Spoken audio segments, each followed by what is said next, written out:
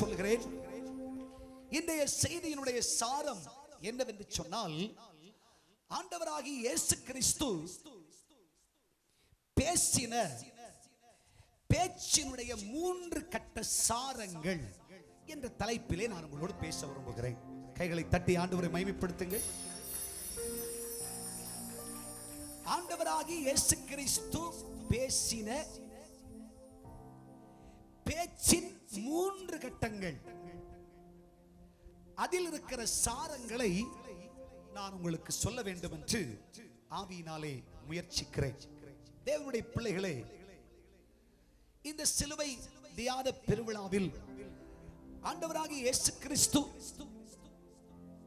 நமக்காய் சுமந்த சிலுவை, ஆண்டவராகிய இயேசு கிறிஸ்து பட்ட பாடுகள், மூன்றாணிகளில் அடிக்கப்பட்ட அவநிலை, இயேசு கிறிஸ்துவின் சரீரத்தில் ஏற்பட்ட 50 காயங்கள், 50 காயங்கள் என்று மட்டும் நின்றுவிடக் கூடாது. பலமுறை பேசினாலும் பேசாவிட்டாலும், எழுதினாலும் எழுதாவிட்டாலும், இயேசுவின் சரீரத்திலே 6 அறிவு படைத்த இந்த மனுஷனுக்காய், மனுக்குலத்திற்காய் 50 காயம் அல்ல, 6வது ஒரு காயம் கூட உண்டு. கர்த்தருக்கு ஒரு கைத்தட்டு கொடுங்க பார்க்கலாம்.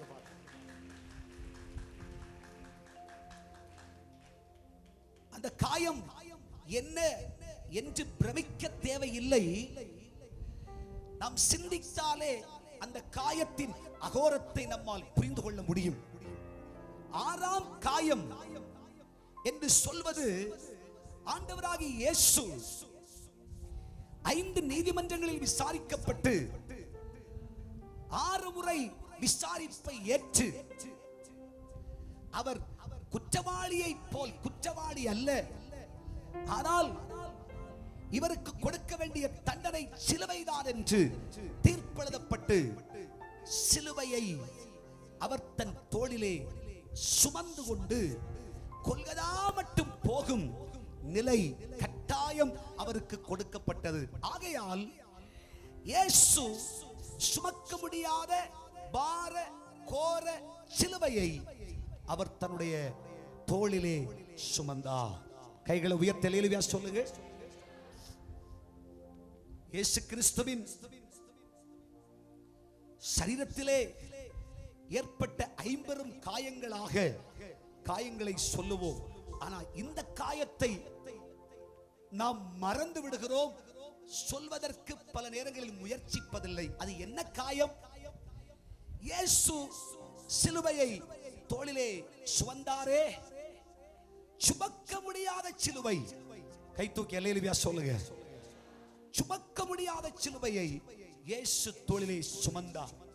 சுமக்க கூடியதை சுமந்தாலே அவ்வளவு வேதனை, அவ்வளவு கஷ்டம். சுமக்க கூடியதை சில நிமிடங்கள், சில மணி நேரம் சுமந்தாலே அந்த இடம் ரத்தம் கசியும் நிலைக்கு வந்துவிடும். சுமக்க கூடாத சிலுவையை ஆண்டவராகிய கிறிஸ்து இயேசு தோளிலே வைத்து சுமந்து அதை கொண்டு தள்ளாடி தள்ளாடி நடந்தார் பாருங்கள். நடக்கும் பொழுதெல்லாம் அந்த சிலுவை, அந்த தோள்பட்டையை உரசி உரசி உரசி அந்த தோள்பட்டையை அது கிழித்தது.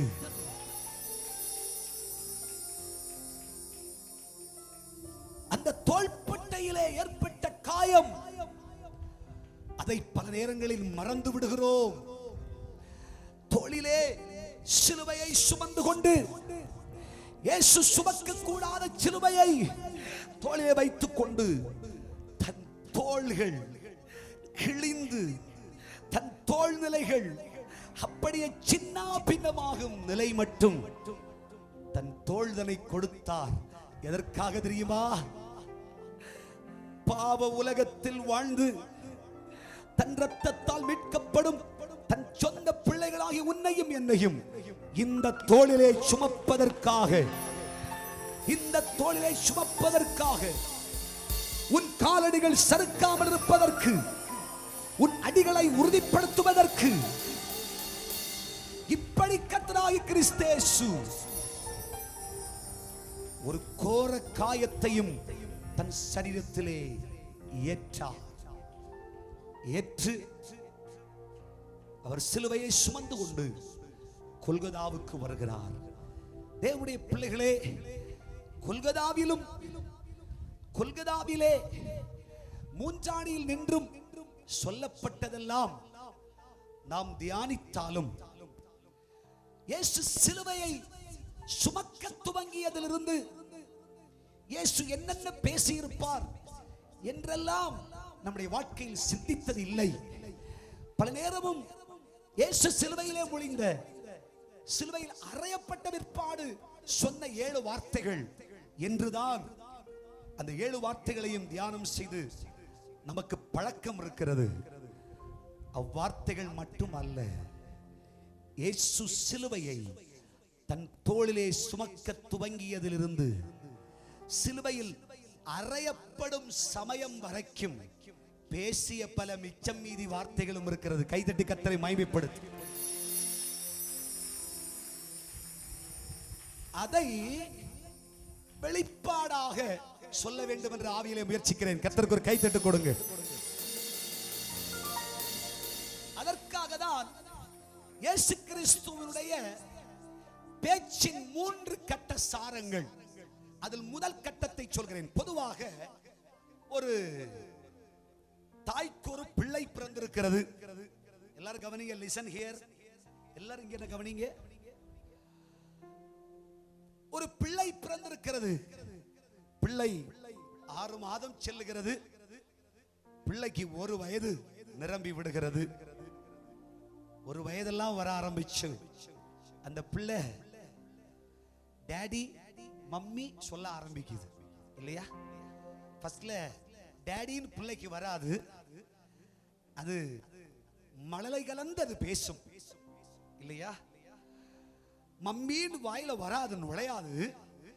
அது தன் நாக்க சுருட்டி சுருட்டி சுருட்டி அது மழலை கலந்து பேசும். சில பிள்ளைகள் டாடி மம்மின்னு சொல்றதை விட்டுட்டு அதிகமாய் பிள்ளைகளை ஆராதனைக்கும் துதிக்கும் ஸ்தோத்திரத்திற்கும் முக்கியத்துவம் கொடுக்கிற குடும்பமாக இருந்தால் ஐயேயா என்று அல்லேலூயாவை சொல்ல ஆரம்பிக்கும். அல்லேலூயா சொல்லுங்க. கர்த்தருக்கு ஒரு கைத்தட்டு கொடுங்களேன். இல்லையா? தாயும் தகப்பனும் எந்த நிலைக்கு இந்த பிள்ளையை அனுபவ ரீதியாய் கொண்டு போகிறார்களோ அச்சூழ்நிலையை பார்த்து அந்த பிள்ளை முதல் வார்த்தையாக வார்த்தையை பேசுகிறது. பிள்ளைக்கு பிறந்த நாள் எல்லாம் வரும்போது சித்தப்பா பெரியப்பா மாமா எல்லாரும் வராங்க, வந்து ஹாப்பி பர்த்டே எல்லாம் ஓகே. ஆனா சில கவனமுள்ள அன்புள்ள பாசமுள்ள தாத்தா பாட்டி சித்தப்பா மாமெல்லாம் கேட்பாங்க, ஆமா டேய் பிள்ளை வந்து கொஞ்சம் கொஞ்சம் பேச ஆரம்பிச்சான், நான் கேட்குறேன் பிள்ளை பிறக்கும்போது பிறந்துடா, பிள்ளை பிறந்து முதலா அவன் என்னடா சொன்னான், என்னடா நீங்க எல்லாம் அனுபவிச்சிருக்கீங்களா தெரியாது. ஏன்னா எல்லாரும் தாய்மார்கள், எல்லாரும் தகப்பன்மார்கள். கை தூக்கி அல்லேலூயா சொல்லுங்க. உன் பிள்ளை வார்த்தை என்னடா சொன்னா? அந்த வீட்டுல சினிமா ஓடுறதா இருந்தா பிள்ளை சினிமாவில் சிலதை சொல்லும் டைலாக. கர்த்தருக்கு ஒரு கைத்தட்டு கொடுங்களா. ஆவிக்குரிய பாட்டு அந்த வீட்டுல இருந்துச்சுன்னு சொன்னா அந்த பிள்ளை வார்த்தையா ஆவிக்குரிய பாடலை சொல்லும். கையை தூக்கி அல்லேலூயா சொல்லுங்க. ஆமாதானே? கேட்பார்கள். பிள்ளை வார்த்தை என்னடா சொல்லுச்சு, என்ன சொல்லுச்சுடா என்று கேட்பார்கள். தாத்தா பாட்டிக்கு பிள்ளைய பத்திய ரசனை இருந்துச்சுன்னு சொன்னா கேட்பாங்களா, கேட்க மாட்டாங்க? சரி, ஒரு பிள்ளையினுடைய பிறப்பு, அந்த பிள்ளையினுடைய பிறப்பிலே முதல் பிள்ளை பேசுகிற வார்த்தை என்ன என்று கேட்க ஆசைப்படுகிறார்கள். அதுபோல ஒரு மனிதனுடைய இறப்பு வருகிற பொழுது ஒரு மனுஷன் சாக கிடக்கிறார், சாகும் தருவாயில எதிர்பார்த்தே இருப்பாங்க கடைசியா எது சொல்லுவாரோ. அனுபவம் இருக்கா இல்லையான்னு தெரியல. ஆமாதானா? கடைசியா என்ன சொன்னாரு? டேய் தங்கச்சி எல்லாம் பார்த்துக்கடா, அப்பா பரலோகத்துக்கு போறேன், டேய் அம்மாவை பார்த்துக்கடா, டேய் தேவன் தந்த ஊழியண்டா, விட்டுறாதீங்க, என்ன கஷ்டம் இருந்தாலும் கர்த்தருக்கு ஊழியம் செய்யுங்க. கடைசி நேரத்திலே பேசும் வார்த்தை. கடைசியில் அப்பா என்ன சொன்னாரு? கடைசியில் அம்மா என்ன சொன்னாங்க? அந்த கடைசி சாகிற நேரத்தில் அவர் புருஷன் என்ன சொன்னார்? மனைவி என்ன சொன்னார்? கடைசி நேர வார்த்தைகளையும் அநேகர் இன்றைக்கு மனுஷன் கடைசியா என்ன சொல்லுகிறான் என்று எதிர்பார்க்கிறோம். அல்லேலூயா. எங்க வரப்போறாருன்னு தெரியலையே. அல்லேலூயா. சத்தமா சொல்லுங்க. மனிதன் பேசுகிற முதல் வார்த்தை, கடைசி வார்த்தை, இதை அறிய வேண்டும் என்ற ஆசை நமக்குள் இருக்கிறது. ஆனால் நம்முடைய இரட்சகர், நம்முடைய மீட்பர், நம்முடைய வாழ்வாதாரம் நம்மை, நான் எங்கே இருக்கிறேனோ அங்கே உங்களையும் கொண்டு செல்வேன், கை வேலை இல்லாத ஒரு நித்திய வீட்டை உங்களுக்கு ஆயத்தம் செய்து கொண்டிருக்கிறேன். சூரியன் இல்லை, சந்திரன் இல்லை, கொள்வனை இல்லை, கொடுப்பனை இல்லை, மார்க்க பேதங்கள் இல்லை, பிரிவினைகள் இல்லை, சஞ்சலம் இல்லை, தவிப்பில்லை. அங்கே நீதியின் சூரியனாகிய கர்த்தர் உங்களுக்கு வெளிச்சமாயிருப்பார். அப்படி ஒரு ராஜ்யத்தை நான் உங்களுக்கு தருவேன். அது மட்டுமல்ல, இதோ சீக்கிரமாய் உங்களை சேர்க்க திரும்பி வருகிறேன். அது மட்டுமா? இன்று நம் இருதயங்களில் இருக்கிறது போல இயேசு பட்ட பாடுகள், இயேசு அனுபவிச்ச கொடுமை, இயேசு அனுபவிச்ச வேதனை என்று பல பாடுகளையும் இயேசு நமக்கென்று அனுபவித்திருக்கிறார். இப்படியெல்லாம் நமக்கென்று ஒரு சூப்பர் சுப்ரீம் ஸ்டாரா, ஒரு ஹீரோவா கர்த்தருக்கு ஒரு கைத்தட்டு கொடுங்க.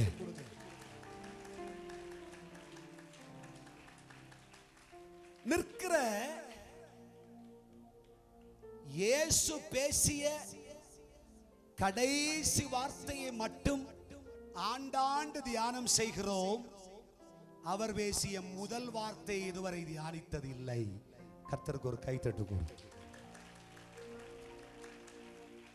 ஆகையால் இயேசு பேசிய முதல் வார்த்தை, இயேசு கடைசியாய் பேசிய வார்த்தை, இயேசு சிலுவையை சுமக்கும் பொழுது, சிலுவையில் அடிக்கப்படும் முன்னே என்ற ஒரு கோர சமயத்தில் இயேசு பேசிய வார்த்தை என்று 3 கட்டங்களாக இயேசுவின் வார்த்தையை சொல்ல விரும்புகிறேன். புரிஞ்சவங்க எல்லாம் கை தூக்கி அல்லேலூயா சொல்லுங்க.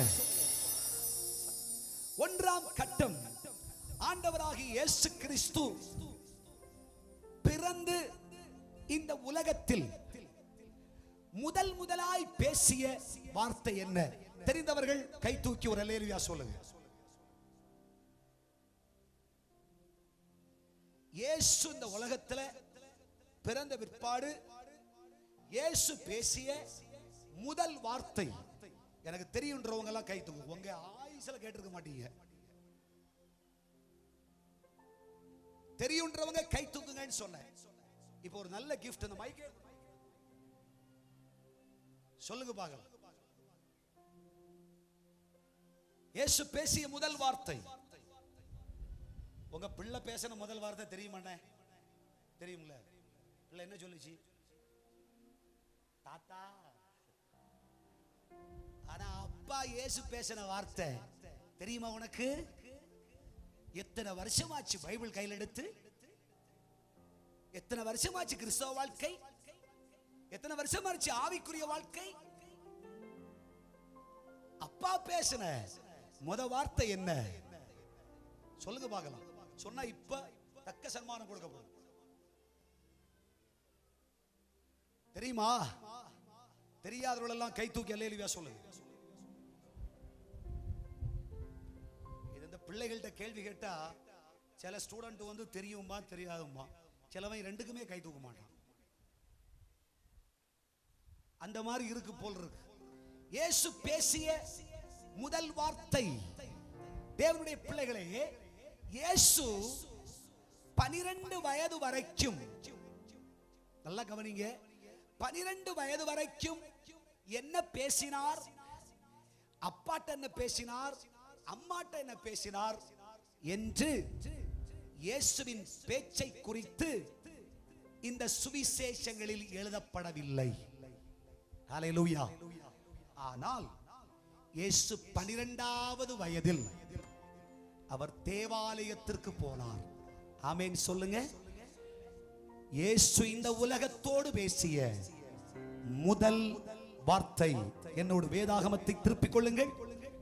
லூக்கா எழுதின சுவிசேஷம் 2ஆம் அதிகாரம் 48, 49 வசனங்களில் நீங்கள் வாசிக்கும் பொழுது வேதம் சொல்லுகிறது. லூக்கா எழுதின சுவிசேஷம் 2ஆம் அதிகாரம் 48, 49 வசனம்.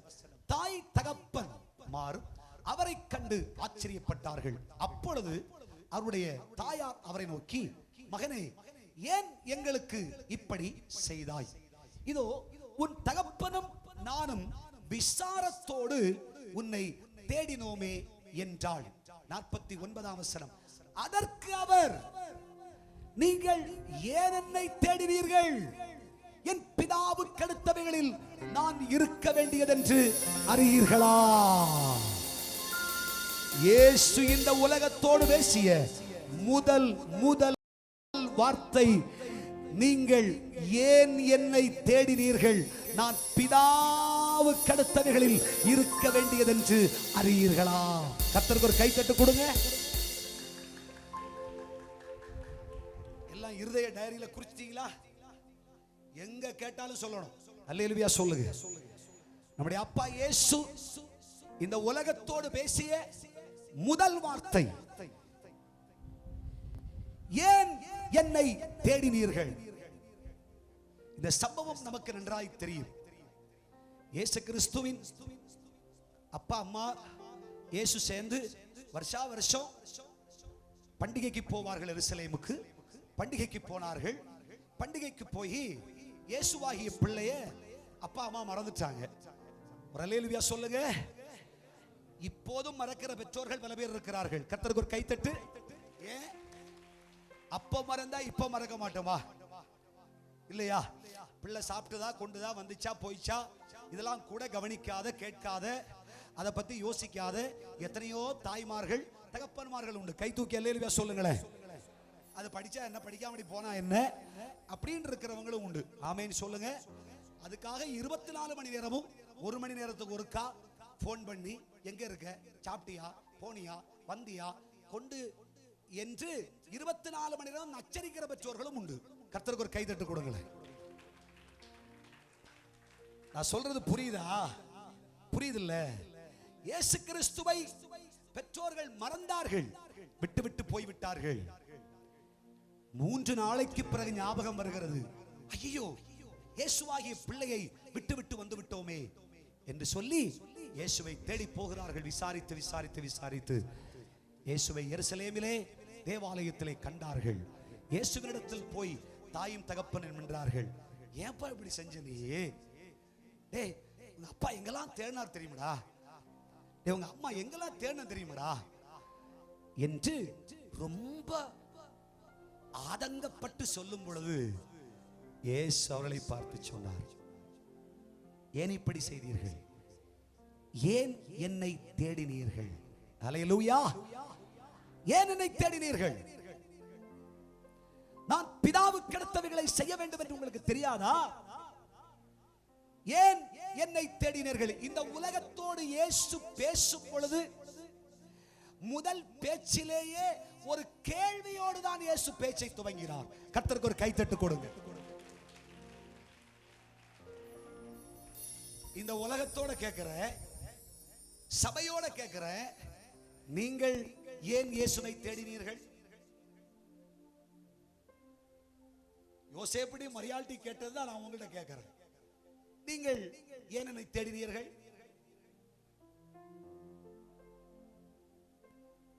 சொல்லுங்களா? ஏன் என்னை தேடினீர்கள்? எனக்கு தெரியும் 5 அப்பம் 2 மீனை கொண்டு 5000 பேரை நான் போஷிப்பேன் என்று தெரிஞ்சதுனால தானே என்னை தேடினீர்கள், சாப்பாட்டுக்காக. ஆமா, எனக்கு தெரியுமே. நானு மீன் வாயில வெள்ளிப்பணம் வச்சிருக்கேன். அதனால பணத்துக்கு குறை வந்தா என் பிள்ளை நினைச்சாம்னா வெள்ளிப்பணமா கொடுப்பான் தானே. ஏன் என்னை தேடினீர்கள்? அதனால தானே தேடினீங்க. இயேசு கிட்ட போனா, டேய் டாக்டர் கிட்ட போக வேண்டாம், சுகமாயிடும். டாக்டர் கிட்ட போனா அப்படியே கத்தியால கிழிச்சிருமா. ஆனா இயேசுபாட்ட போனா கத்தி இல்ல, ரத்தம் இல்ல, யுத்தம் இல்ல, அங்கே சுத்தம் உண்டு. இல்லையா? அதனாலயா ஏன் என்னை தேடினீர்கள்? இன்னைக்கு மனுக்குலத்தோடு கேட்கிறார், மனுக்குலமே நீ என்னை ஏன் தேடுகிறாய்? எதற்காய் தேடுகிறாய்? தேவனுடைய சபையே, நீயும் நானும் 5 அப்பம் 2 மீன் தருவார் என்றோ, இல்லை வெள்ளிப்பணம் தருவார் என்றோ, இல்லை இயேசு தண்ணீரை திராட்சரசமாய் மாற்றுவார் என்றோ, இல்லை ஆண்டவராகிய இயேசு எனக்கு ஒரு வீடை கட்டி கொடுப்பார், ஒரு பெரிய மாளிகை ஆண்டவர் தருவார் என்று நான் இயேசுவை தேடவில்லை. நான் இயேசுவை தேடுவதற்கு காரணம் அவரே வழியும், அவரே சத்தியமும், அவரே ஜீவனுமாயிருக்கிறார். ஆகவே உலகத்தில் என்ன இல்லாமல் போனாலும் பரவாயில்லை, நான் என் நேசர் இயேசுவையே தேடுவேன், என் இயேசுவையே பாடுவேன், என் இயேசுவையே ஆராதிப்பேன், என் இயேசுவையே நான் மகிமைப்படுத்துவேன். ஆமென் சொல்லுங்க. இதற்காக இந்த உலகத்தில் இருக்கிற பணம் பொருள் வாழ்வுக்காக நான் இயேசுவை தேடலைங்க. இயேசுவை தேடுவது அப்பா முகத்தை பார்த்து பார்த்திருந்தாலே என் கவலை எல்லாம் மறந்துருது. பார்த்து பார்த்து ரசித்து ருசித்து பரவசம் அடைவே, பரவசம் அடைவே, எனது தலைவன் இயேசு ராஜன் மார்பில் சாய்ந்து சாய்ந்து மகிழ்ந்து மகிழ்ந்திருப்பே, மகிழ்ந்து மகிழ்ந்திருப்பே, மகிழ்ந்து மகிழ்ந்திருப்பே, மகிழ்ந்து மகிழ்ந்திருப்பே. கையை தட்டி ஏங்க இயேசுவை பார்த்தா போதுங்க, என் கவலை என் கஷ்டம் எல்லாம் நீங்க இயேசுவை பார்த்தா போதும்.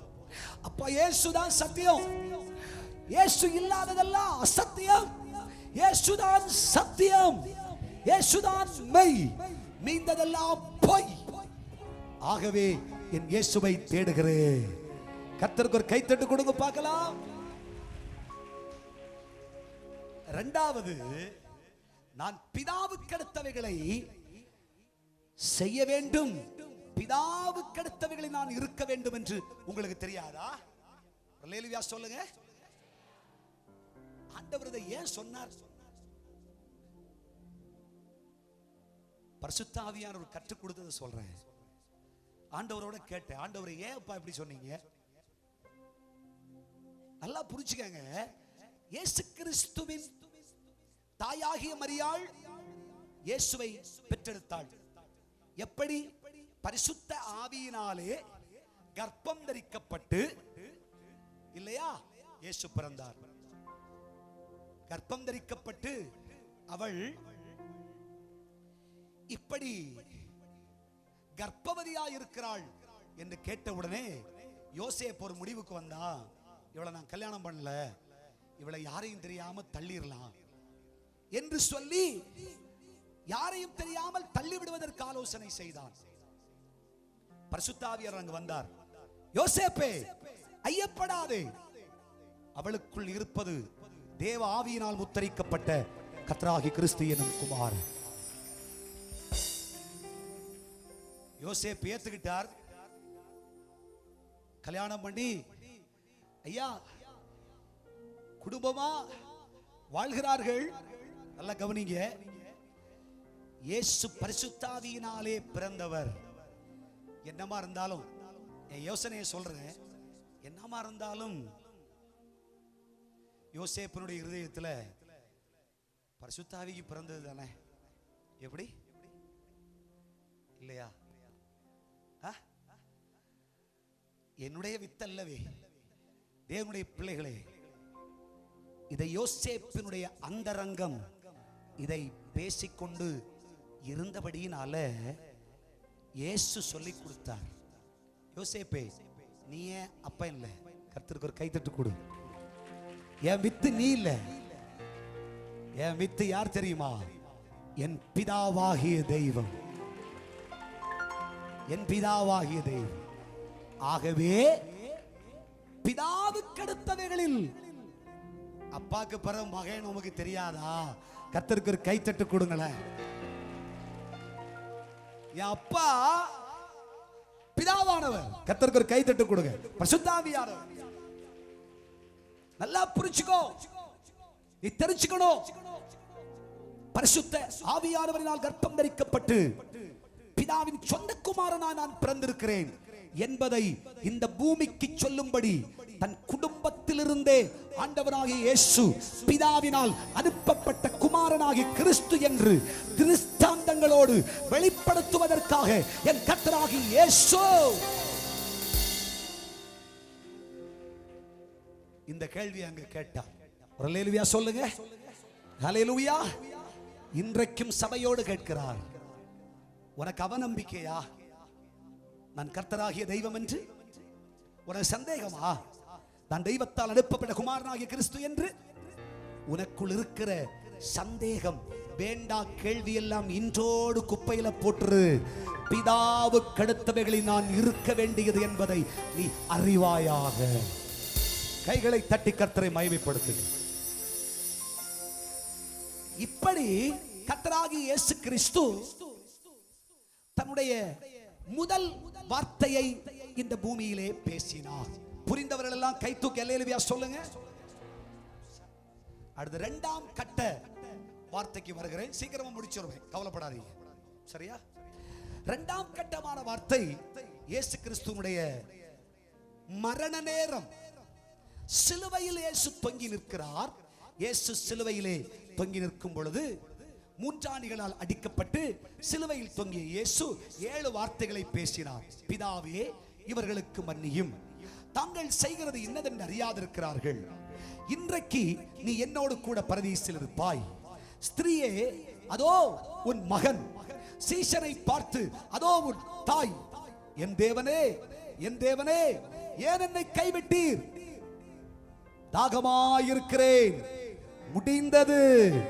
பிதாவே, உம்முடைய கைகளில் என் ஆவியை ஒப்புக் கொடுக்கிறேன். அல்லேலூயா. இப்படி இரண்டாம் கட்டம், கடைசி வார்த்தையாய் 7 வார்த்தையை இயேசு பேசினார். கை தூக்கி அல்லேலூயா சொல்லுங்க. நான் அதை விஸ்தாரமாய் சொல்ல போனா நீங்க 4 மணி ஆனாலும் வீட்டுக்கு போயிட மாட்டீங்க. அல்லேலூயா சொல்லுங்களேன். சரி, அதனால 4 நிமிஷத்துல அதை முடிச்சிடுறேன். நீங்கள் அறிந்ததல்லவோ? ஆமென். மூன்றாவது இயேசுவின் பேச்சின் 3ஆம் கட்டம். ஆமென் சொல்லுங்க. இந்த பேச்சு எப்பொழுது என்று சொன்னால், நாம் எல்லாரும் இயேசு சிலுவையில் அறைந்த பிற்பாடு அவர் பேசிய கடைசி வார்த்தைகளை அறிந்திருக்கிறோம். ஆனால் இயேசு விசாரிக்கப்பட்டு சிலுவை தண்டனைக்குரியவர் என்று சிலுவையை தண்டனையாய் சொன்ன பிற்பாடு இயேசு சிலுவையை தோளில் சுமந்தார். பார்த்தீர்களா? எல்லாரும் கவனிங்க. அந்த சிலுவையை சுமந்ததிலிருந்து அவர் கல்வாரி சிலுவையில் மூன்றாணிகளால் அடிக்கப்படும் வரைக்கும், அது ஒரு பயங்கரமான நேரமா இல்லையா? புரிந்தவர்கள் கை தூக்கி அல்லேலூயா சொல்லுங்க. திருப்பி சொல்றேன்.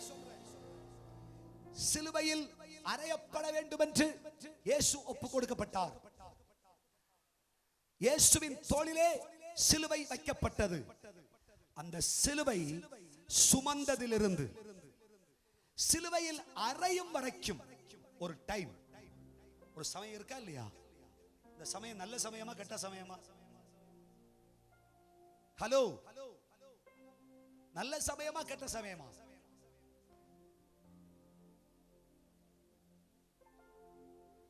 நான் கேட்கிறேன், உனக்கு தூக்கு தண்டனை என்று விதிக்கப்பட்டு விட்டது.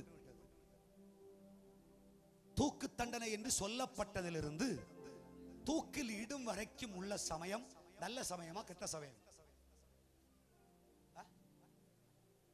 கெட்ட சமயமா? கெட்ட சமயம் தானே? கெட்ட சமயம் தான். அந்த நேரத்தில் ஒரு ஸ்தோத்திரம் உன் வாயில வருமா? ஒரு அபிஷேக பாடல் உன் வாயில வருமா? சிலுவையை தோல்ல வச்சுக்கிட்டு இன்னும் சில நிமிடங்களில் சிலுவையில ஆணி அடிச்சு அறைய போறாங்க. அந்த சமயத்துக்குள்ள இயேசு பேசிய பொன்மொழிகள் இருக்கிறது. கைதட்டி கர்த்தரை மகிமைப்படுத்து. இது நம்மால் சாத்தியம் இல்லை. சிலுவையை சுமந்து கொண்டு பொன்மொழிகளையும் இன்மொழிகளையும் நீ பேச தயாரில்லை, பேச முடியாது.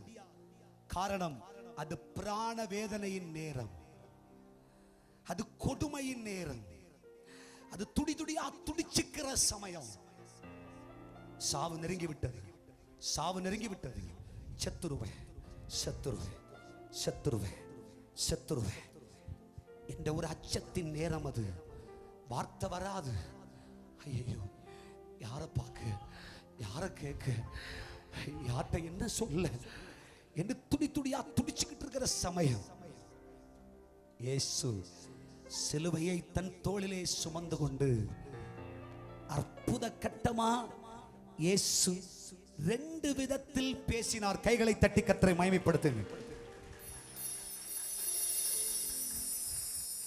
ரெண்டு விதமா இயேசு பேசினார். எப்படி பேசினார் என்றால், அந்த கொடுமையான சமயத்தில் இயேசு முதலாவது தன் பார்வையால் பேசினார். கர்த்தருக்கு ஒரு கைத்தட்டு கொடுங்க. ரெண்டு, இயேசு தன் வாயால் பேசினார். கைகளை தட்டி கர்த்தரை மகிமைப்படுத்துங்க. அப்படி ரெண்டு விதமா பேசலாமோ? ரெண்டு விதமா பேசலாமோ? பேசலாமா? பார்வையினால பேசலாமா? பேசலாமா? பேச முடியாதா?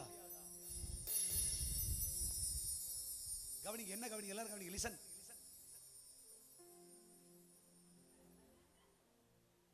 புரிஞ்சுதா? புரிஞ்சுதா?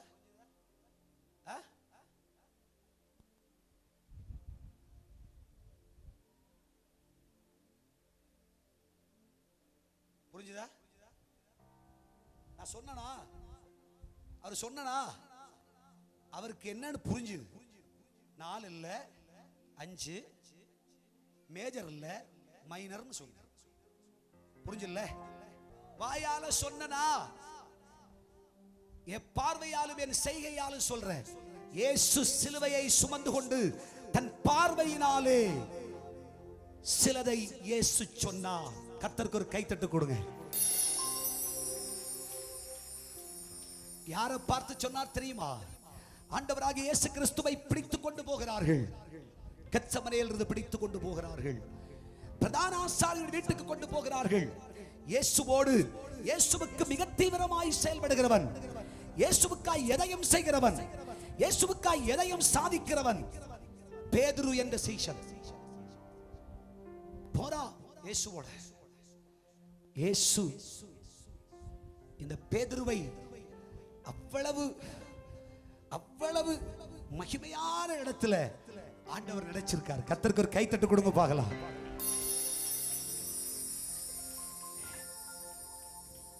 ஏன் அப்படி நினைச்சார் தெரியுமா? வேத புஸ்தகத்திலே நீங்கள் வாசிக்கும் பொழுது, லூக்கா எழுதின சுவிசேஷம் 22ஆம் அதிகாரம் 33ஆம் வசனத்தில் வாசிக்கும் பொழுது, இந்த பேதுரு சொல்றான் இயேசுவை பார்த்து, இயேசுவே, காவலிலும் சாவிலும் என்ன வந்தாலும் பரவாயில்லை, நான் உம்மை பின்பற்றி வர ஆயத்தமாயிருக்கிறேன். கையை தட்டி கர்த்தரை மகிமைப்படுத்துங்க. ஆண்டவரே, யார் போனா போட்டும், நான் போக மாட்டேன். காவலோ சாவோ அடியோ உதையோ நான் உம்மோடு கூட வருவேன். கையை தூக்கி அல்லேலூயா சொல்லுங்க சத்தமா. பேதுரு போனான், ஆனால் பைபிள் சொல்லுகிறது, கர்த்தருடைய பிள்ளைகளே, பிரதான ஆசாரியருடைய வீட்டிலே இயேசு விசாரிப்புக்காக அங்கே வைக்கப்பட்டிருக்கும் பொழுது பேதுரு, பைபிள் சொல்லுகிறது, வீட்டுல போய் தெளிவா படிச்சு பாருங்க.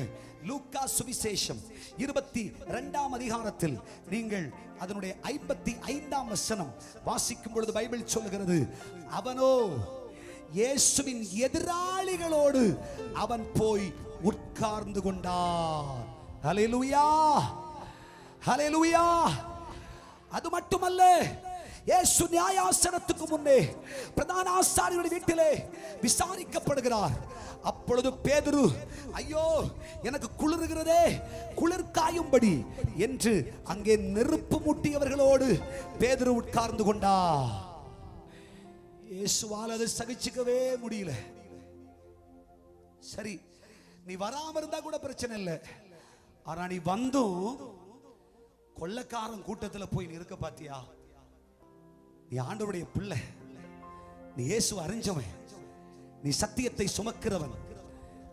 நீ இயேசுவை விட்டு பொல்லாதவர்களோடு துன்மார்க்கடோடு நீ உட்காரும் பொழுது இயேசுவின் இருதயம் துடிக்குமுங்க, இயேசுவின் இருதயம் அழுவுங்க, இயேசுவின் இருதயம் துடி துடியா துடிக்குயா. ஜெபிக்க வேண்டிய தேவ பிள்ளை, துதிக்க வேண்டிய தேவ பிள்ளை, ஆராதிக்க வேண்டிய தேவ பிள்ளை, கர்த்தருக்காய் ஊழியம் செய்ய வேண்டிய நீ இன்றைக்கு உலகத்தையும் பாவத்தையும் அநியாயத்தையும் அக்கிரமத்தையும் செய்கிற அக்கிரமக்காரரோடும் துன்மார்க்கரோடும் நீ உட்கார்ந்திருக்கும் பொழுது சங்கீதக்காரன் சொன்னாரே, துன்மார்க்கனுடைய வழியில நடக்காத, பாவி வழியில நில்லாத, துன்மார்க்கன் உட்காரும் இடத்துல உட்காராத. கையை தூக்கி அல்லேலூயா சொல்லுங்க. நீ இதை செய்யும் பொழுது நீ ஆண்டவருடைய பிள்ளை, நீ இயேசு அறிஞ்ச பிள்ளை, நீ ரட்சிக்கப்படாத அந்நிய நுகத்தோடு பிணைக்கப்பட்டு இணைக்கப்பட்டு சேர்ந்து, கை தூக்கி அல்லேலூயா சொல்லுங்க. கல்லூரியில படிச்சாலும் இந்த வேறுபாடு உனக்கு இருக்க வேண்டும். கைகளை தட்டி கர்த்தரை மகிமைப்படுத்து. ஸ்கூல்ல படிச்சாலும் இருக்கணும், வேலை பார்த்தாலும் இருக்கணும். ஆமென். உன்னை பார்த்தா எல்லாரும் சொல்லணும், ஏய் அல்லேலூயா வந்திருக்கடா, அல்லேலூயா. சத்தமா சொல்லுங்களேன்.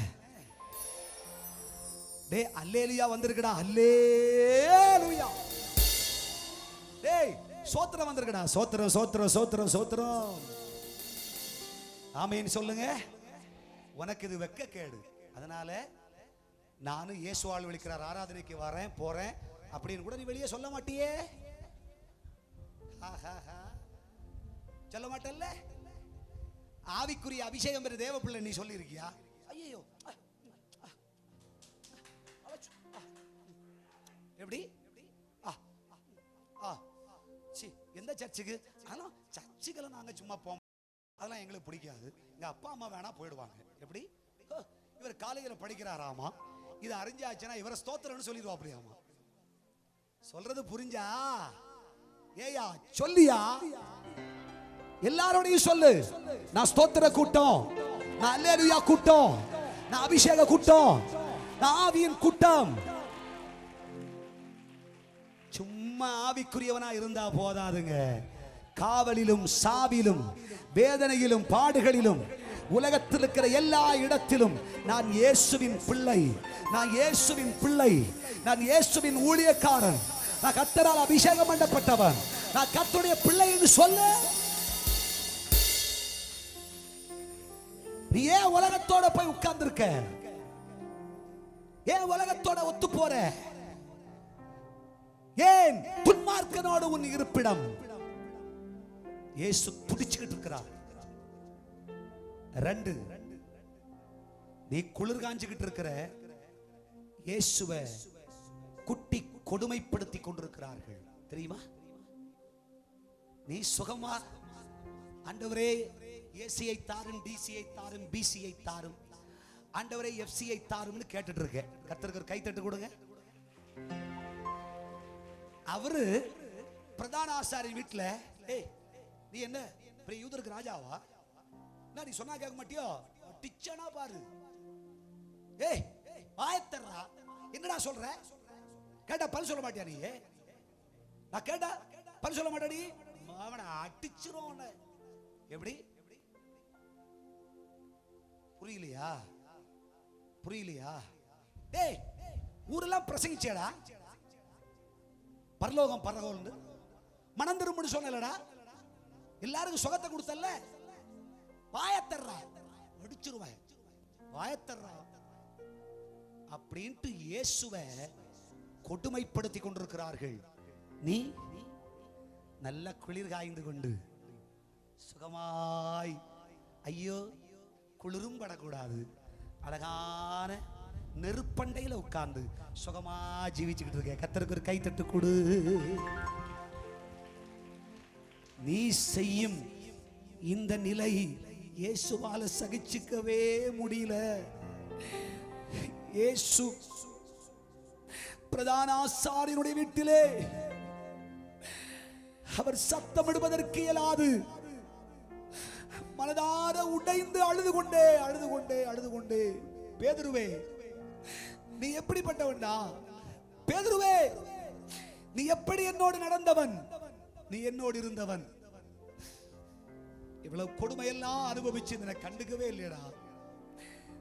நீ குளிர் காஞ்சுக்கிட்டு இருக்கியே, நீ சுகமா இருக்கியே, நீ இவ்வளவு சந்தோஷமா இருக்கியே, என்னை பத்தி நீ நினைச்சு கூட பார்க்கலையே. இயேசுவின் இருதயம் உடைஞ்சு சுக்கு நூறாகி கொண்டிருக்கிறது. மூன்றாவது பேதுரு செஞ்ச காரியம் என்ன தெரியுமா? லூக்கா சுவிசேஷம் 22ஆம் அதிகாரம் 57, 58, 60 ஆகிய வசனங்களில் வாசிக்கும் பொழுது, ஒரு பெண் வந்தாள். நீ இயேசுவோடு இருந்தவன் அல்லவா? ஐயோ எனக்கு இயேசு தெரியாது, மறுதலித்தான். சற்று நேரம் தாண்டி இன்னொருவன் வந்தான். டேய் நீ இயேசுவோடு இருந்தவன் அல்லவா? பேதுரு பதில் சொன்னான், ஐயோ எனக்கு அது தெரியாது, நான் அறியேன். ஒரு மணி நேரம் கழிச்சு இன்னொரு மனுஷன் வந்தான். நீ இயேசுவோடு இருந்தவன் அல்லவா? நீங்க என்ன சொல்றீங்க? நீங்க சொல்றதெல்லாம் எனக்கு தெரியவே தெரியாது என்று 3 தரம் இயேசுவை மறுதலித்தான். சேவல் கூவிற்று. இயேசு சொன்னது போல, இயேசு சொன்னது போல சேவல் கூவிற்று. அவன் இயேசுவை மறுதலிச்சான். இயேசு எனக்கு தெரியாது, இயேசு பத்தி தெரியாது ஐயா, இயேசு அன்பை பத்தி தெரியாது எனக்கெல்லாம். அப்படி சொல்ல கிறிஸ்டியன் பேர் தான், ஆனா நான் கிறிஸ்தவன் கிடையாது. ஏங்க எல்லாம் எங்க ஊர்ல தாத்தா பாடலாம் அப்படிதான், ஆனா நாங்க அப்படி கிடையாது. எனக்கு இயேசு தெரியாதுங்க, சும்மா சொல்லாதரா, எனக்கெல்லாம் தெரியாதரா. இயேசுவை எத்தனை இடங்களில் மறுதலித்திருக்கிறாய். அந்தந்த நேரமெல்லாம் இயேசுவின் இருதயம் துடி துடியா துடி துடியா துடிச்சுக்கிட்டே இருக்கு தெரியுமா உனக்கு?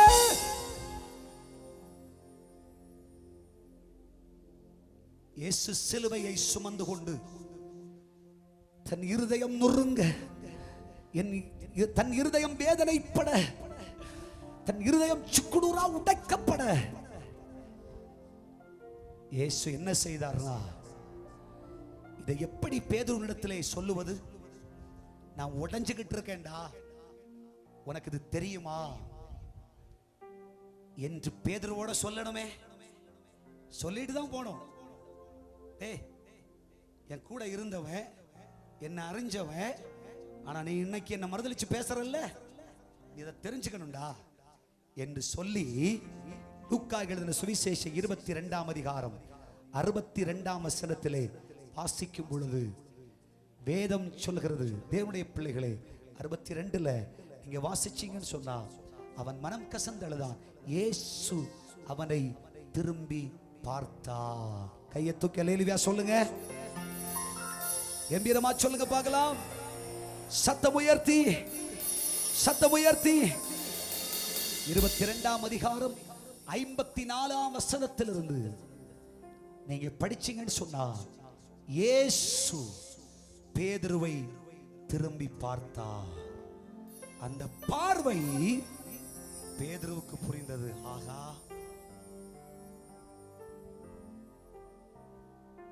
பார்த்தாரா? ஆம், நான் இயேசுட்ட என்ன சொன்னேன், நான் இயேசுட்ட என்ன பேசினேன், ஐயோ. அதனாலதான் பைபிள் சொல்லுது, வெளியே ஓடி போனா மனம் கசந்தழுதான். ஐயோ, நான் சொன்னதெல்லாம் இயேசுட்ட செய்யலையே, இயேசுட்ட சொன்ன மாதிரி நான் நடக்கலையே, இயேசுட்ட பிராமிஸ் பண்றது மாதிரி என்னால செய்ய முடியலையே, மனம் கசந்தழுதான். இயேசு தன் பார்வையினாலே, டேய் என் இருதயத்தை உடைச்சவன்டா என்று சொல்லிவிட்டு போனார். கைகளை தட்டி கர்த்தரை மகிமைப்படுத்தி உடைச்சார். ஆமென். தேவனுடைய பிள்ளைகளே, இயேசு பார்வையினால் பேசினார், சிலுவையை சுமந்து கொண்டு.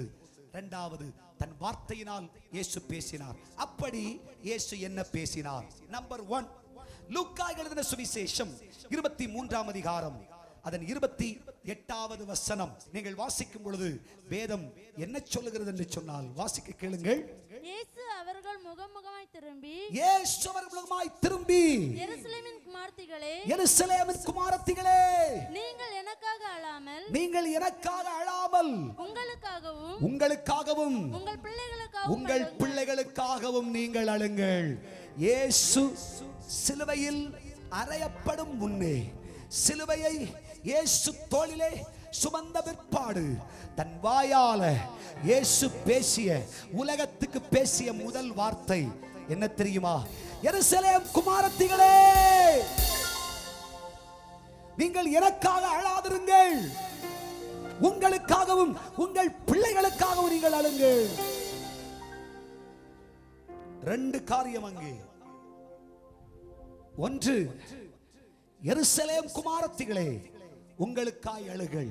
இது ஒரு தீர்க்க தரிசனம், prophecy, தீர்க்க தரிசனம். இயேசு தீர்க்க தரிசனமா சொல்றார். யாரை பார்த்து? பெண்களை பார்த்து சொல்றார். எத்தனையோ வருஷத்துக்கு பிறகு நடக்க போகிற காரியம். ஸ்திரீகளே, உங்களுக்காய் அழுங்கள், பெண்களே உங்களுக்காய் அழுங்கள். இயேசு இது ஏன் இப்படி சொன்னார்? இந்த 2019 ரொம்ப கவனிச்சு பாருங்க. கடந்த 100 வருஷத்துக்கு போல் முன்னாடி இருந்தது மாதிரி நம்முடைய உலகம் இல்லை. 100 வருஷத்துக்கு முன்னாடி பெண்களுக்கு பாதுகாப்பு இருந்தது. பெண்கள் நடந்து போனால், பொம்பளை போற சும்மா சத்தம் போடாதரா என்று சொல்லக்கூடிய காலமா இருந்தது. ஆனா இப்போ குமாரத்திகளே அழுங்க. ஏன் தெரியுமா? பெண்களை அழித்து கெடுத்து நாசம் செய்து ஒரு பொண்ண ஒருத்த விரும்பியாச்சா, ஓ நீ லவ் யூ சொல்ல மாட்டியோ, ஓ நான் கூட்ட வர மாட்டியோ, உடனே கழுத்தறுத்து கொன்னுடு, வச்சுக்காத, வெட்டிடு, வச்சிடாத, அழிச்சிடுறா, விடாதரா. அப்படி என்ன இவோ தானே இந்த உலகம். காதலிக்க சொன்னா காதலிக்க மாட்டியா? என்ன நினைச்சிருக்க நீ? இன்னைக்கு பெண்களை கொடுமைப்படுத்தி அழிக்கும் காலம் இப்படி ஒன்று வரும் என்று சிலுவையை சுமந்த இயேசு தீர்க்க தரிசனமாய் சொன்னார். புரிஞ்சுதா? டவரி கொடுக்காட்டி அடி, கல்யாணத்துக்கு பிடிச்சதெல்லாம் வாங்கி கொடுக்காட்டி கட்டி கொடுத்த பிள்ளைய போட்டு அடிச்சு உதைச்சு சமட்டி வெளியே தள்ளி, இப்ப பார்த்தா 2 பேரும் டிவோர்ஸ்ல நிக்குது. ஹல்லேலூயா. ஆகவே குமாரத்திகளே, உங்களுக்காய் அழுங்கள், உங்களை நினைச்சு அழுங்க, உங்க காலத்தை நினைச்சு அழுங்க. நாளைய தினம் எப்படி இருக்கும் என்று தெரியாது, நினைச்சு அழுங்க. இரண்டாவது, உங்க பிள்ளைகளுக்கு அழுங்க, உங்க பிள்ளைகளை நினைச்சு அழுங்க. இன்றைக்கு ஏன் பிள்ளை நினைச்சு அழணும்? அன்னைக்கு 10 பிள்ளைனாலும் வீட்டுல அந்த பிள்ளைகள் சமாதானமா இருப்பார்கள். இன்னைக்கு பெத்தெடுத்த ஒரே பிள்ளை அந்த பிள்ளை கொலைகார பிள்ளையா போச்சு, அந்த பிள்ளை குடிகார பிள்ளையா போச்சு. அந்த பிள்ளை நீ சொல்ற தாய்மார்கள் ஏன் தான் பெத்தனே தெரியல பாஸ்டர். ஆண்டவரே இந்த பிள்ளைய பெறாம இருந்தா நல்லா இருந்திருக்கும் பாஸ்டர். என்ன செய்யனே தெரியல பாஸ்டர். 12 வயது பிள்ளை போதை வஸ்துக்கு அடிமையாகிறது. 15 வயது திருமணத்திற்காக அலைகிறது. 17 வயது நீதிமன்றத்தில் குற்றவாளியாக நிறுத்தப்படுகிறான். பிள்ளை, பெற்றெடுத்த பிள்ளை, சொந்த பிள்ளை. உன் மனம் பொறுத்துக்குமா பாஸ்டர்? அப்படிலாம் நாங்க வளர்க்கல பாஸ்டர், நல்லா வளர்த்தோம் பாஸ்டர். எப்படிதான் இதை செஞ்சானே தெரியல, ஜெயில இருக்கான் பாஸ்டர். என்ன சொன்னே தெரியல பாஸ்டர். பிள்ளைகளின் நிலை. அன்னைக்கு பொம்பளை பிள்ளை பிறந்தா பொம்பளை பிள்ளை வீடெல்லாம் பொன்னாயிரும்னு சொல்லி சந்தோஷப்பட்டாங்க. தேவ பிள்ளை இன்னைக்கு பொம்பளை பிள்ளை எஸ் 10 வயசு 12 வயசு 15 வயசு பாஸ்டர், சமாதானமே இல்லை பாஸ்டர். 10ஆம் கிளாஸ் படிக்குது பாஸ்டர். ஆனா அது செய்யற வேலையை நினைச்சா என்னால சகிக்கவே முடியாது பாஸ்டர். எங்க பேசுதுன்னு தெரியல, யார்கிட்ட பேசுன்னு தெரியல. கேட்டா செத்து போயிருவேன்னு சொல்லுது. என்ன சொல்ல பாஸ்டர்? வலது கையில ஒரு போன், இடது கையில ஒரு போன், நெட் வேற, வாட்ஸ்அப் வேற, ஃபேஸ்புக் வேற பாஸ்டர். என்ன செய்ய? உன் பிள்ளைக்காக அழு, உன் பிள்ளைக்காக அழு, உன் பிள்ளைகளுக்காக அழுது கதறு. பெற்றோர்களே, உங்களை என்னையும் எங்க அப்பா அம்மா உங்க அப்பாவா வளர்த்தெடுக்கும் பொழுது தேவாலயத்துக்கு போகும்போது பைபிள் எடுத்துட்டு போனா இல்ல பைபிள் இல்ல என்று சொல்லி வளர்த்தார்கள். உன் பிள்ளை பைபிள் கையில எடுக்குதா? சும்மா இரு, பைத்தியம் முடிச்சவள. கோயிலுக்கு வரதே பெருசு, அது வேற இத்தனை பைபிள் வர தூக்கிட்டு வரமா சொல்லுதா? மொபைல் தான் எல்லாம் இருக்குது, சும்மா வேலையை பாரு, உன் வேலையை பாரு அப்படின்றது. பெற்றோர்களே, அப்பா அம்மா நம்ம வளர்த்தாங்க.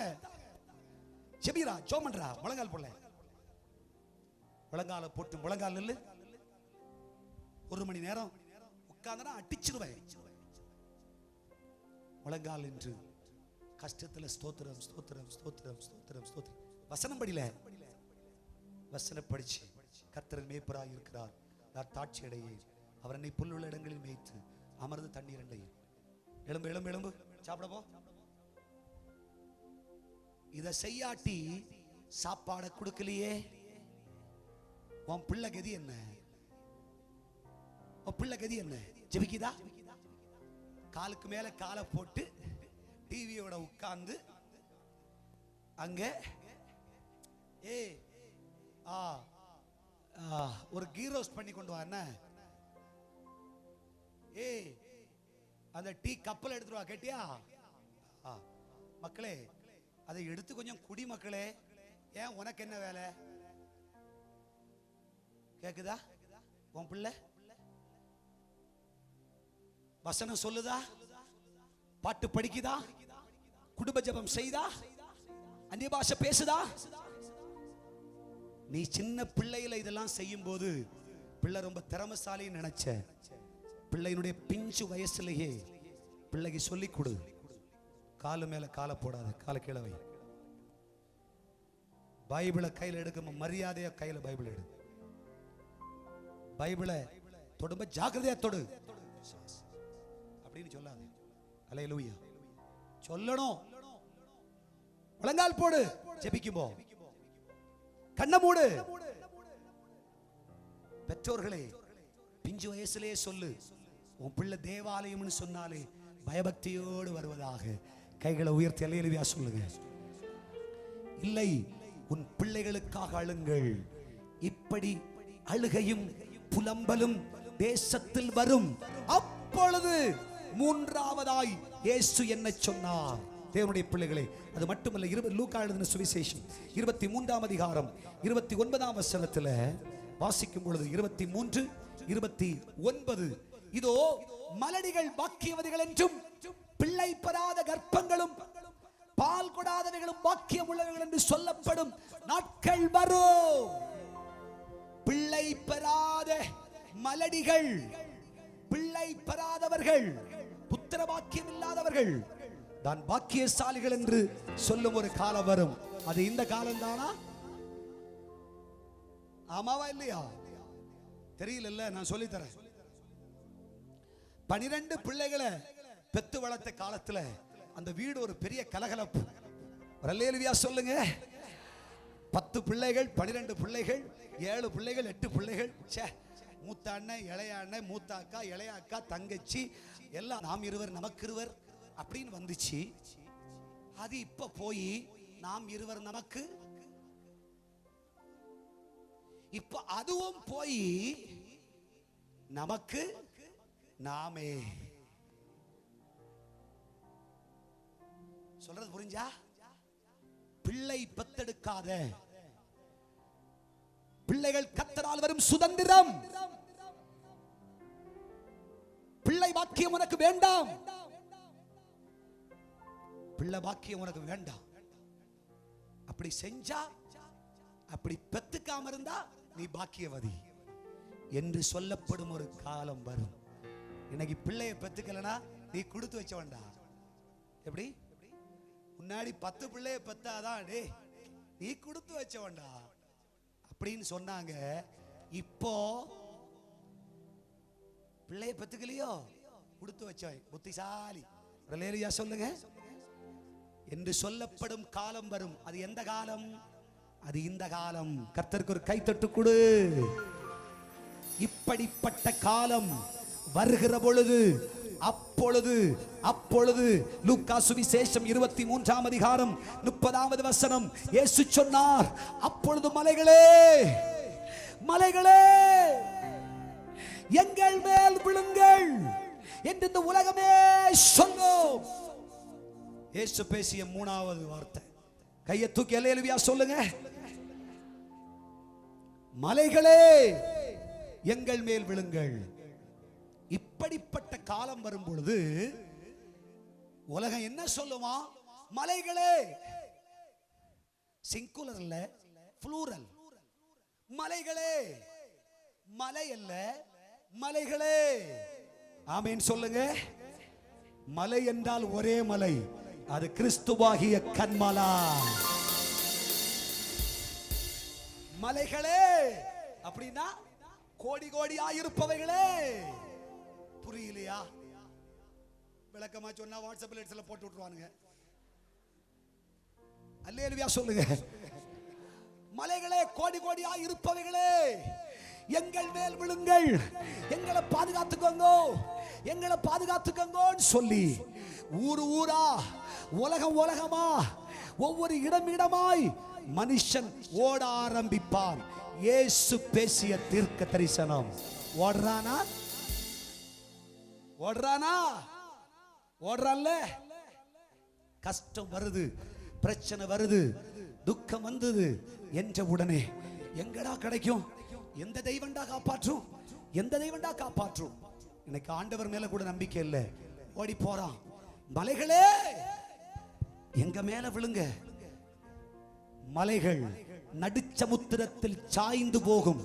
46ஆம் சங்கீதத்தில் சங்கீதக்காரர் எழுதி வச்சிருக்கார். கர்த்தருக்கு ஒரு கைத்தட்டு கொடுங்க பார்க்கலாம். நல்ல கைத்தட்டு ஆண்டவருக்கு கொடுங்க.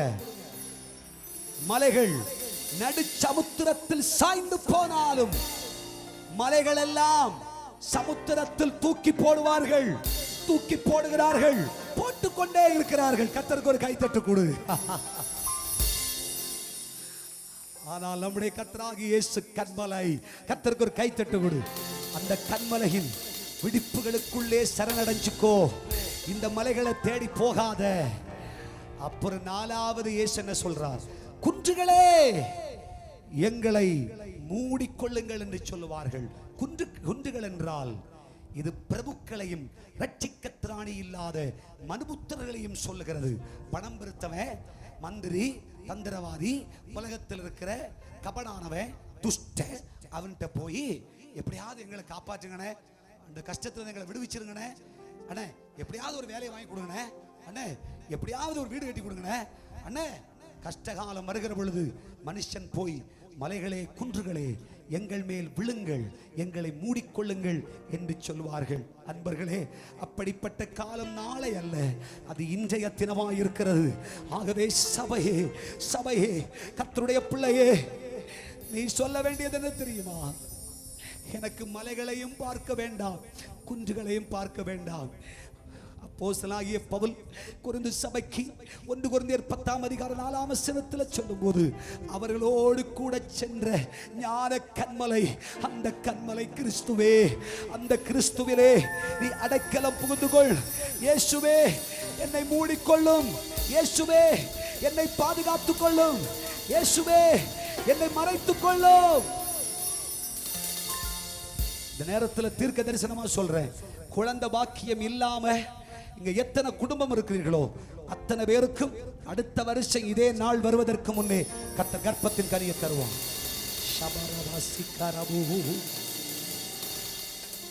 கர்த்தர் கர்ப்பத்தின் கனியை உனக்கு தருவான். வீட்டுல மழலை சத்தம் கேட்கும், சிறு குழந்தையின் சத்தம் கேட்கும் கேட்கும் கேட்கும் கேட்கும். ஆமீன் சொல்லுங்க. கர்த்தரை ஞாபகம் ஊட்டுனதுனால சொல்றேன். ஆவியானவர் சொல்றார், நிச்சயம் கேட்கிற பிள்ளைகளுக்கு குழந்தை செல்வத்தை கொடுப்பேன்னு சொல்றார். கைகளை தட்டி கர்த்தரை மகிமைப்படுத்துங்க. கிறிஸ்துவாகிய கன்மலையிலே அடைக்கலம் புகுந்து கொள்ளுங்கள். ஆமீன் சொல்லுங்க பார்க்கலாம். ஹல்லேலூயா. கர்ச்சிக்கும் சிங்கங்களோ, ஓநாயின் கூட்டங்களோ, ஆடிடை குடிநீரில் மந்தைகள் நடுவில் நெருங்கவும் முடியாது. கிறிஸ்துவின் அடைக்காலத்தில் செல்லும் வகையில் வாழ்நிழலில் கண்மலை வெடி பார்த்ததில் புகழில் கண்டு கொண்டோ, கண்மலை வெடி பார்த்ததில் புகழில் கண்டு கொண்டோ, கண்மலை வெடி பார்த்ததில் புகழிடம் கண்டு கொண்டோ. கைகளை உயர்த்தி சத்தமாய் கம்பீரமாய் நீ கன்மலையின் வெடிப்புகளில் சரணடைவாயாக. கடைசியாக இயேசு பேசிய 5வது வார்த்தை. இயேசு என்ன பேசினார் தெரியுமா? லூக்கா சுவிசேஷம் 23:31 வாசிக்கும் பொழுது, பச்சை மரமாகிய எனக்கு இந்த பாடுகள் என்றால் பட்டமரமாகிய உங்களுக்கு என்ன பாடு? ஹல்லேலூயா. இயேசு பச்சை மரம், நாம் பட்டமரம். ஆமென். பச்சை மரத்துக்கே இவ்வளவு கொடுமை.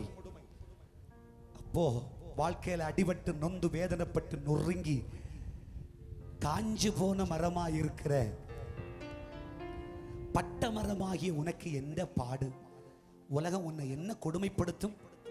நீ ஒன்று செய். மத்தேயு 11:28, வருத்தப்பட்டு இந்த வாரம் சுமக்கிறவர்களே நீங்கள் எல்லாரும் என்னிடத்தில் வாருங்கள், நான் சிலுவை வாரத்தை சுமந்துகிட்டு இருக்கிறேன். நீ காஞ்சி போன சிலுவையை சுமந்துட்டு வர, நான் பச்சை சிலுவையை சுமந்துட்டு வரேன். நீ அந்த சிலுவையை எடுத்துக்கொண்டு என்னை பின்பற்றி வா.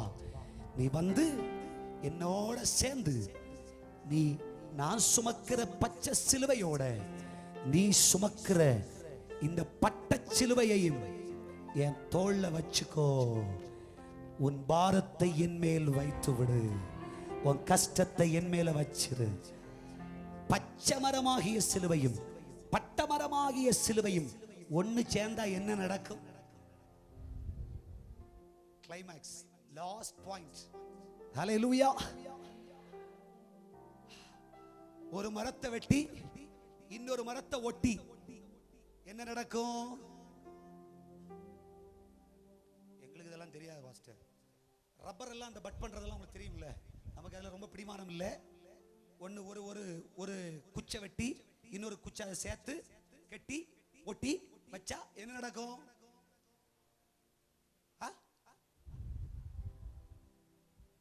ரப்பர் பால் கடை.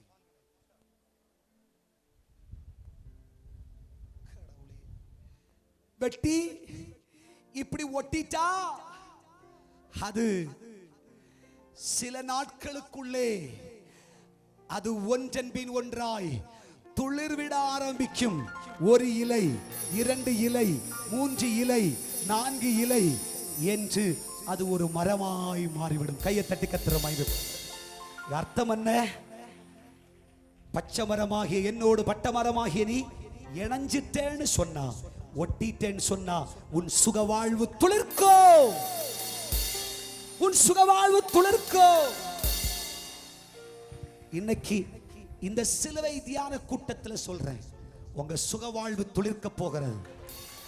பச்சை சிலுவையை சுமந்து கொண்டு வருகிற இயேசுவோடு, ஐயா காஞ்ச சிலுவை பட்ட சிலுவையை சுமந்து கொண்டு வருகிற நீ அவரோடு ஒட்டிக்கோ, அவரோடு சேர்ந்துக்கோ, அவரை பிடிச்சுக்கோ, அவர் தோள்ல உன் பாரத்தை வச்சுக்கோ.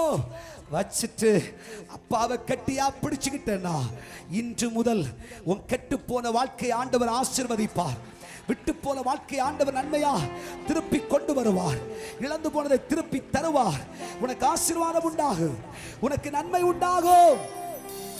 கர்த்தருடைய பிள்ளையே, கெட்டு போன வியாபாரம் அது துளிர்க்க ஆரம்பித்து விடும், துளிர்க்க ஆரம்பிச்சிடும். கெட்டு போன தொழில் அது துளிர்விட ஆரம்பிக்கும். அபிஷேகம் நஷ்டப்பட்ட நீ இன்றைக்கே கொழுந்து விட்டு எரிய ஆரம்பிச்சிருவேன். கிருபையை இழந்த உன்னை கர்த்தர் கிருபையாலும் வரங்களாலும் இன்றைக்கு ஆண்டவர் நிரப்புகிறார். உன் சுகவாழ்வு துளிர்க்கு. இயேசு இப்படி சிலுவையில் அறையப்படும் முன் சிலுவையை சுமந்து கொண்டு 5 மகத்தான பொன்மொழிகளை உலகத்துக்கு சொன்னார். எத்தனை பேருக்கு ஆண்டவர் பேசுறாருன்னு உணர்கிறீர்கள்? எத்தனை பேர் அதை ஃபீல் பண்றீங்க? என் இருதயமான நான் அதை பிரசங்கிக்கிறேன். ஏன் தெரியுமா? என் அப்பா என்னோட பேசினார், என் அப்பா என்னோடு பேசினார், என் தோளை கை வச்சு பேசினார், தட்டி கொடுத்து பேசினார். செல்ல மகனே, என் சபைக்கு இதை சொல்லணும், என் பிள்ளைகளுக்கு இதை சொல்லணும். என் பிள்ளைகளுக்கு இதை சொல்லாவிட்டால் அவர்கள் எப்படி அதை அறிவார்கள்? தீர்க்க தரிசனமாய் இயேசு சொல்லிய எல்லாம் இந்த பூமியில் நிறைவேறிக் கொண்டிருக்கிறது. ஆகவே என் இயேசுவின் வருகை சமீபமாயிற்று. அத்திமரமும் துளிர்விடும் காலம் வந்து விட்டது. ஷபரகா சிக்கரவோ, ஹல்லேலூயா. கெட்டு போன நீ துளிர்விடும் சமயம் வந்து விட்டது. அதற்காக தான் இந்த ஒரு சிலுவை தியான கூட்டத்தை கூட கர்த்தர் நம்முடைய வாழ்க்கையிலே தந்திருக்கிறார். நீ ஆண்டவர் சும்மா விட மாட்டார். நீ துளிர்விட போகிறாய். யாக்கோபே, நீ வேர் பற்றி பூத்து காய் காய்த்து கனி தருவாய், தேசமெல்லாம் நிரப்புவாய். ஷபனபா சிக்கரபா. கர்த்தர் நம்மை ஆசீர்வதிக்க போகிறார். நீ சொல்ற prophecy சொல்ற, உனக்கு படிக்காத பிள்ளை முட்டாள் பிள்ளைன்னு சொன்னல, அந்த பிள்ளையை கர்த்தர் தீர்க்கதரிசியா மாற்ற போறார். எழுதி வச்சுக்கோ. அந்த பிள்ளையத்தான் கர்த்தர் குடும்பத்தில் ஆசீர்வதிக்க போறார். எஸ், உன் வாழ்க்கை முடிஞ்சு தொலைஞ்சு அழிஞ்சு சொன்னார்கள் இல்ல, கர்த்தர் உன் பெயரில் ஒரு பட்டணத்தையே உருவாக்க போகிறார். ஷபரபா ஷகரபா யதரகரபா ரிபக்கரபோ ஷிக்கபா சிக்கரபா. எந்த பிள்ளையால வேதனைன்னு சொன்னியோ, அதே பிள்ளையால உனக்கு சந்தோஷமும் சமாதானமும் கிருபையும் வீட்டிலே பெருக போகிறது. வியாதியினால செத்து அணுவா செத்துக்கிட்டு இருக்கிற ஒன்ன பார்த்து கர்த்தர் சொல்றார், அந்த வியாதியை வேரோடு பிடுங்கி போடுகிறேன். நீ இன்றைக்கு துளிர் விடுவாய், ஆரோக்கியம் அடைவாய், சுகமாவாய். பிரியமானவனே, நீ எல்லாவற்றிலும் வாழ்ந்து சுகமாயிருப்பாய். அதுக்குத்தான் கர்த்தர் நம்ம உபவாசத்தோட இங்கே கொண்டு வந்திருக்கிறார். Thank you Holy Spirit. Hallelujah. இன்னைக்கு ஆண்டவர் உன் வாழ்க்கையை துளிர்விட செய்ய போகிறார். பலர் பேர் துளிர்விட்டதையும் கிள்ளி போட்டார்களா? இனி யாரு கிள்ளி போட முடியாது. உன்னை அழிச்சிக்க முடியாது, உன்னை அழிச்சிக்க முடியாது, உன்னை அழிச்சிக்க முடியாது. நீ கர்த்தரால் உயரே உயரே உயரே உயரே உயரே உயரே எழும்பிக் கொண்டே இருப்பாய். உன் ஆசீர்வாதம் கெட்டு அழிஞ்சு போச்சு. 5 பைசாக்கு கூட வாய்ப்பில்லை. இன்று இன்று இன்று கர்த்தர் சொல்றார், அந்த களஞ்சியத்தை நிரப்பி தரப்போகிறேன். நீ வீட்டுக்கு போ. உன் வீட்டில் ஒரு நல்ல செய்தி வரப்போகிறது, ஒரு அற்புத செய்தி வரப்போகிறது, ஒரு ஆசீர்வாத செய்தி. எல்லாம் முடிஞ்சு, எல்லாம் முடிஞ்சு, என் கர்ப்பத்தில் நன்மையே வராது. இன்று இன்று கர்த்தர் கர்ப்பத்தின் கனியை உன் கர்ப்பத்தில் வைக்கிறார். எஸ், டுடே கர்த்தர் செய்ய போறார். கர்த்தர் செய்ய போகிறார். இன்று நீ இந்த மகிமையை பார்ப்பாய். உனக்கு அற்புதம் நடக்க போகிறது. கடன் கடன் கடன் கடன் சாவர நிலைக்கு வந்துட்டோம் பாஸ்டர், என்ன செய்யணையே தெரியல. இன்னைக்கு ஒரு புதிய அத்தியாயம், ஒரு புதிய சரித்திரம். ஆண்டவர் சொல்றார், உன் கடன் தீர்க்கப்பட்டது, உன் கடன் தீர்க்கப்பட்டது, உன் கடன் தீர்க்கப்பட்டது. நீ கொடுக்க வேண்டிய இடத்துல பணம் கொடுக்கப்பட்டது. வர வேண்டிய பணம் வருகிறது, வந்தாயிற்று.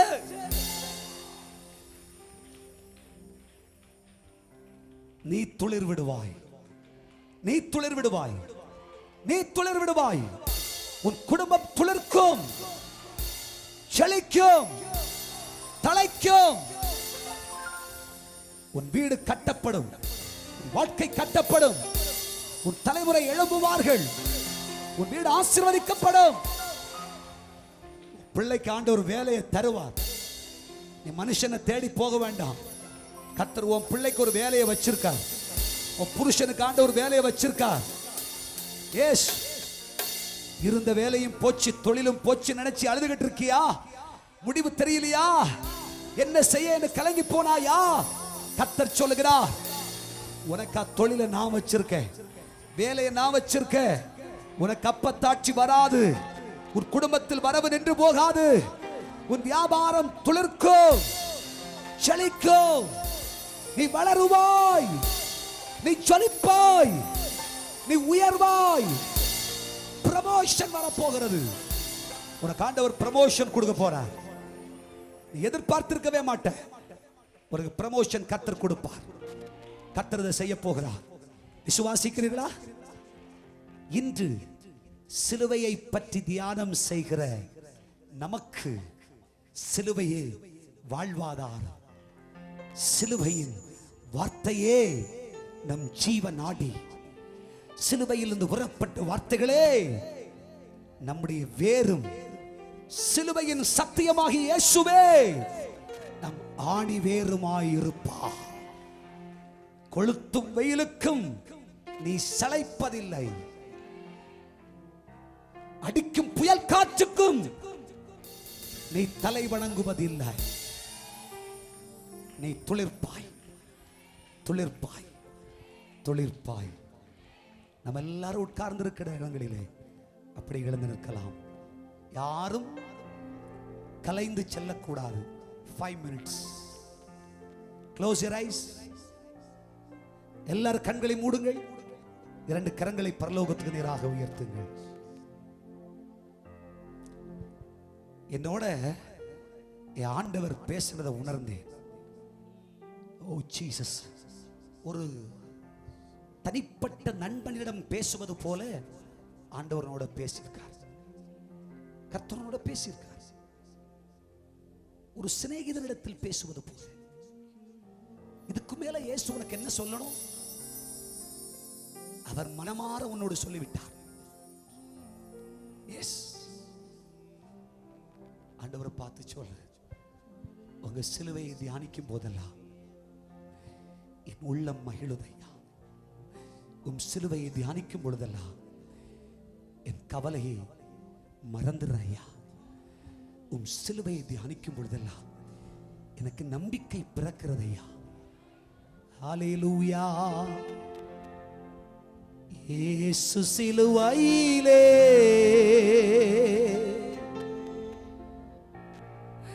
உனக்காகவே மரித்தார். இயேசு சிலுவையிலே நமக்காகவே மரித்தார். உன்னை மீட்டிடவே அவர் ஜீவ பலியானா. இயேசு சிலுவையிலே உனக்காகவே மரித்தார்.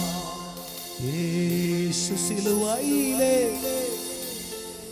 உனக்காகவே மரித்தார். நெஞ்சமே அஞ்சிடாதே, தஞ்சமாய் இயேசு உண்டு.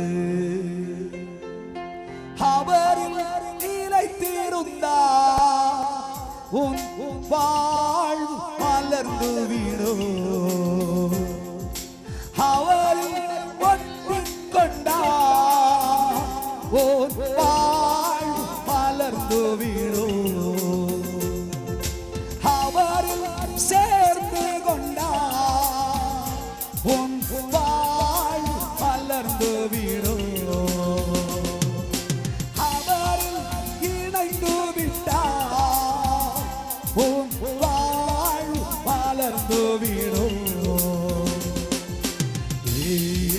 சிலுவையிலே உனக்காகவே மரித்தார். இயேசு சிலுவையிலே உனக்காகவே மரித்தார். நான் இப்பொழுது உங்களுக்காய் ஜெபிக்க போகிறேன்.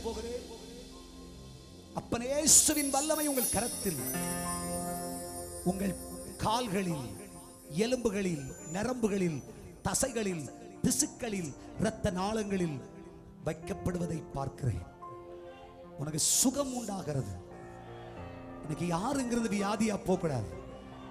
உன் சுகர் கண்ட்ரோல்ல வரும், பிரஷர் கண்ட்ரோல்ல வரும். பழுதடைந்து போன ஒரு சரீரத்தின் அவயவங்களை இயேசு சரி செய்கிறார். கொலஸ்ட்ரால் கண்ட்ரோல்ல வந்துரும். In Jesus name. Cataract problem மாற்றி கர்த்தர் கண்களுக்கு பார்வையை கொடுக்கிறார். தைராய்டு ஆண்டவர் சுகமாக்குறார். ஓ ஜீசஸ். பேங்க்ரியாஸ்ல இருக்கிற பிரச்சனை ஆண்டவர் மாத்துறார். கிட்னில இருக்கிற பிரச்சனை ஆண்டவர் மாத்துறார். லிவர்ல இருக்கிற பிரச்சனை மாத்துறார். ஹார்ட்ல இருக்கிற பிரச்சனை ஆண்டவர் மாத்துறார். In Jesus name. அற்புத சுகம். இயேசுவின் நாமத்தில் அற்புத சுகம். ஷபரபா ஷிகரபு. தேவனுடைய வல்லமை இறங்கி வந்திருப்பதை பார்க்கிறேன். அப்பன் இயேசு உங்களை தொடுவதை பார்க்கிறேன். ஹalleluya. ஹalleluya. அந்த கையை தூக்குங்க. அப்பா இயேசுவை பார்த்து சொல்லுங்க, உங்க சிலுவையின் அன்பை என்னால மறக்க முடியாது. நான் அதை தியானிக்கும் பொழுதெல்லாம் எனக்குள் ஜீவன் உண்டாகிறது. நான் நம்புறேன், நான் விசுவாசத்தோட போறேன். எனக்கு ஒரு அற்புதம் நடக்கணும், எனக்கு ஒரு அதிசயம் நடக்கணும், எனக்கு ஒரு சுகம் உண்டாகணும், விடுதலை வரணும். என்ன அப்பா ஆசீர்வதிக்கணும். நான் உங்களுக்கு ஜெபிக்க போறேன். ரெண்டு கையை நீங்க பரலோகத்துக்கு நேராக உயர்த்தி வச்சுக்கோங்க. நம்ம சேர்ந்த ஆண்டவரை பார்த்து ஜெபம் செய்ய போகிறோம். செல்ல டாடி, ரெண்டு கையை தூக்கி நாங்க ஒன்றுமில்லை என்று உங்களிடத்தில் சொல்லுகிறோம். நீங்க பட்ட பாடுகளை தியானித்த பொழுது எங்க மேல நீர் வைத்த கரிசனை, அதனால் அருளிய தீர்க்க தரிசனம், எங்க மேல நீர் வச்சிருக்கிற நம்பிக்கை, இவைகளை நினைத்து பார்க்கிறோம். இதை நினைத்து எங்களுக்கு சுகம்தார். எங்கள் இருதயங்களை நினைத்து அற்புதம் செய்யும். எங்கள் இருதயத்தின் ஆதங்கத்தை நினைத்து விடுதலையை தார். சாவு பயம் எங்களை விட்டு மாறட்டும். வேதனை கஷ்டம் எங்களை விட்டு நீங்கட்டும். துன்ப துயர கஷ்டங்கள் எங்களை விட்டு மாறட்டும். கடன் மாறட்டும். அற்புதம் நடக்கட்டும். எங்கள் ஒவ்வொருவரையும் ஆசீர்வதியும். நல்ல வல்ல இயேசுவின் இன்ப நாமத்தில் பாதம் பணிந்து கேட்கிறோம். ஜீவனுள்ள எங்கள் பரமபிதா.